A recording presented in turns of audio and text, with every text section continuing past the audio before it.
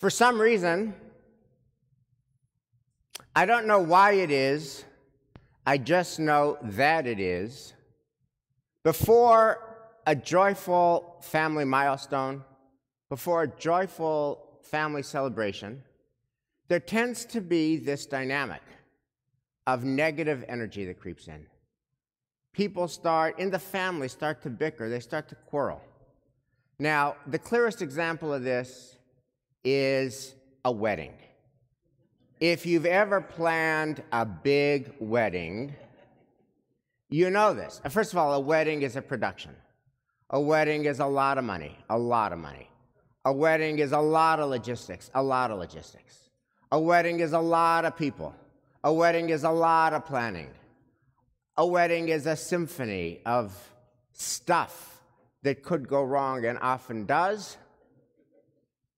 And it's easy as we get closer to the wedding for tensions to get higher and higher and higher.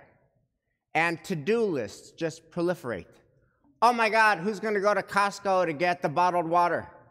Who's going to get the Cape Cod potato chips and put the gift baskets together? We have guests staying in 3 hotels. Who's going to take what to which hotel? And oh my God, we have a COVID cancellation. We have to redo table 11. And because of those logistics and the quarreling over logistics, I have this policy of advising couples that I'm working with to get out of the wedding business a week to 10 days before the wedding. That their last wedding details should be 10 days, 7 days before their chuppah, and that last 7 days they should just be focusing on what matters, which is their love for one another. Now, of course, I mention this because we, the Jewish people, have a case of Simcha anxiety on steroids. 10 days from now, we should be marking the most joyful, incredible milestone in the history of our people. Against all odds, what a miracle that the state of Israel exists. It has survived constant conflict and struggles over 75 years, and on this Yom HaAtzmaut, 10 days from now, we could be and should be celebrating the most intense Simcha. Israel at 75. And when you step back and you think about it, it's clear that the deepest gratitude and the deepest joy and the deepest hallelujah that could well up from the soul of the Jewish people should be the response. 3 years. 3 years. High school takes longer than that. 3 years after the Holocaust, Israel is born. The lowest of our lows is 1945. Our recovery is in 1948. 1/3 of our people perishes in the flames, ending in 1945. And 3 years later, that's nothing. 3 years, nothing. We begin not only a new Jewish state, but a new Jew, a new kind of Jewish personality that is not going to tolerate pogroms and massacres, that is not going to tolerate being killed and murdered, that is going to learn to fight back. And Israel is going to be a sanctuary for the Jewish people in a world of rising anti-Semitism. But not only that, Israel is also going to be a place of Jewish renaissance, of values and culture, and Hebrew letters and Hebrew language and music and poetry that's going to thrive. And not only that, but the most beautiful values in the Torah, in the prophets, in the rabbis, in the Bible, in the Talmud, those values could actually be lived out in a sovereign state. And I know there's a gap, and I know there's a lot of work to do, and I know it's aspirational, but how cool is it? How cool is it that Isaiah's best words might actually maybe even be able to be lived out on the streets of this world in a Jewish sovereign state? So Yom HaAtzmaut should be, oh my God, thank you, God. But it's not. It's just so not. Just so not. When I was in Israel just recently, Shira and I were there for the Shiva of our father. The so not in the moment, so not receiving Israel at 75 begins with Israelis. And these are hardcore Israelis. These are Israelis who have served in the Tzahal. These are Israelis who have children and grandchildren and great-grandchildren in Israel. These are real Israelis who give their heart and soul and blood and sweat and tears to Israel. And when we said to them, oh my God, we're just a few months away from Israel at 75, what are your thoughts? They would either say, Israel at 75, we haven't even thought about it at all. Or they would say, I hope we make it. Now, that same sense of disconnect from a Simcha, like the most joyful milestone in the history of our people, we're just so disconnected from it, exists here. You saw the Aliyah. We got a ton of people going from our shul, from greater Boston community, and their dynamics, the quarreling dynamics. I've received any number of emails from people who love Israel, who love Judaism, who love Temple Emmanuel, who are members of Temple Emmanuel, who say, maybe you want to reconsider, maybe you shouldn't go. Maybe you shouldn't go as a protest to show Israel that we want a Jewish democracy. Now, I understand that the issues Israel faces within Israel, Israel and Israeli Arabs, Israel and Palestinians, et cetera, I understand those are real and serious issues. Obviously, far more serious than getting the Cape Cod potato chips at Costco. But here's the thing. The real and serious issues that Israel has are getting in the way of the real and serious joy and gratitude and sense of blessing that we should be feeling at Israel at 75. The issues are real, but the gratitude and blessing is real, and the issues are getting in the way of the blessing. So it's 10 days. We got 10 days to get our act together. So I want to tell you a story that is broadly known and a remarkable coda to the story that is hardly known at all. And I think that the story, and especially the coda to the story, provides a healing response to this moment. Here's the story. It's January 1951. It's in Jerusalem. And there is a fierce and passionate and intense and deeply convicted and deeply emotional issue of principle that is dividing the Jewish people, especially the Jews of Israel, and especially the Jews of Jerusalem. And that is, should Israel, this nascent state, receive reparations from Germany? Now, on one side of the debate is Menachem Begin. Now, Menachem Begin would become in 1977 the 6th prime minister of Israel, but in the early 1950s, at the time of this debate, he was not a prime minister, he was in the opposition. And Begin was passionately opposed. On principle, he considered it immoral for the Jewish state to get reparations. His mother was murdered by the Nazis. His father was murdered by the Nazis. His brother was murdered by the Nazis. And he would say, they murdered 6 million of our people. How dare we take their money? He would say, they're trying to atone for what is not atonable. And if we take their money, we'll let them think that it is atonable. We cannot take their money. And he famously said, how many marks is my father's life worth? That's Menachem Begin. On the other side was David Ben-Gurion, who was Israel's founder and first prime minister. And Ben-Gurion's answer was very simple and very to the point. We need the cash. Israel was super poor. Israel could not feed its own citizens. They were literally rationing food. And Israel was just receiving hundreds of thousands of immigrants from North Africa and Iraq and Yemen and Morocco and Tunisia. Israel needed the cash to feed them. Israel needed the cash to house them. Israel needed the cash to provide them medical care. Israel needed the cash to create an economy where they could have jobs. Danny Gordis put it this way, that in the early 1950s, Israel had not one single tall building. Do you know why Israel did not have one single tall building in the early 1950s? Because Israel did not have one single crane. Israel could not afford a crane.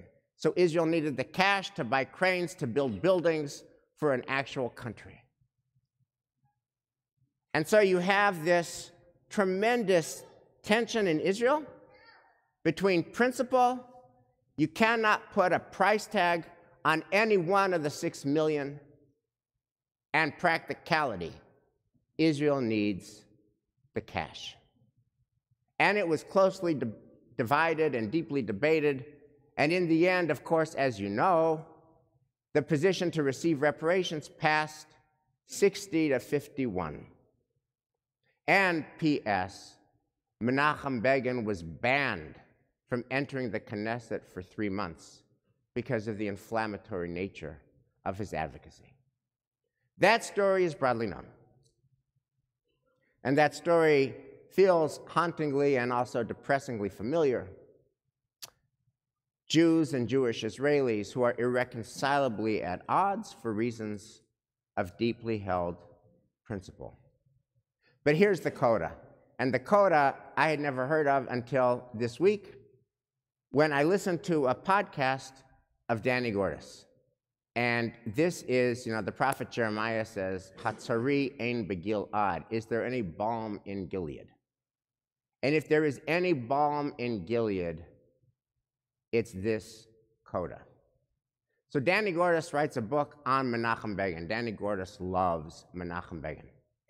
And Menachem Begin has 3 adult children who live in Israel.